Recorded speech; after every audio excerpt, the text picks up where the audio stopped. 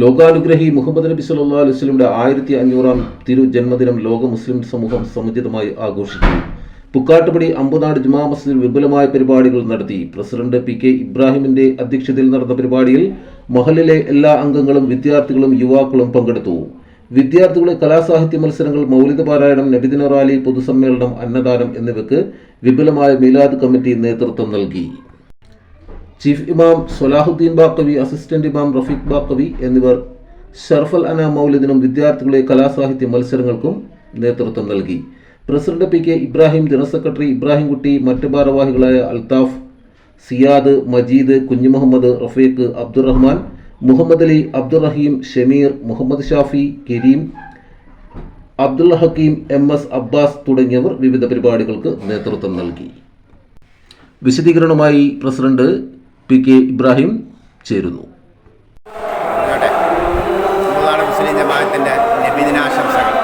എൻ്റെ പേര് PK ഇബ്രാഹിം, ജമാഅത്തിൻ്റെ പ്രസിഡൻ്റാണ്.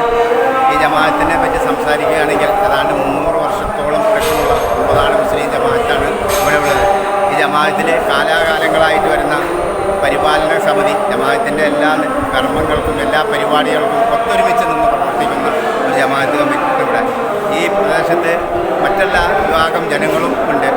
ഇതര മതസ്ഥരായ എല്ലാവരും കൂടി ഐക്യത്തിൽ പോകുന്ന ഒരു ജമാഅത്തുമാണ്. തൊട്ടടുത്ത് ഒരു സുബ്രഹ്മണ്യ ക്ഷേത്രമുണ്ട്. അതിനോടനുബന്ധിച്ച് തന്നെ ഒരു ചർച്ചുണ്ട്. ഈ ചർച്ചിൽ ഉള്ളവരും ഈ സുബ്രഹ്മണ്യ ക്ഷേത്രത്തിൻ്റെ ഭാരവാഹികളും ഈ ജമാഅത്തിൻ്റെ ഭാരവാഹികളും എല്ലാവരും ഒത്തൊരുമിച്ച് പ്രവർത്തിക്കുന്ന ഒരു ജമാഅത്താണ്. ഇപ്പോൾ 1500-ാമത് ജന്മദിനം ആണ് ഇവിടെ ആഘോഷിക്കുന്നത്.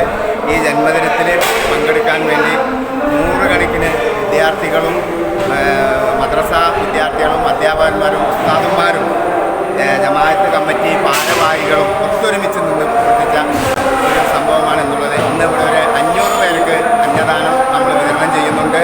അതിലെല്ലാവരും സഹകരിച്ച് എല്ലാവരുടെയും സഹകരണത്തോടു കൂടിയാണ് ഈ അന്നദാനം ഇവിടെ നടത്തിക്കൊണ്ടിരിക്കുന്നത്.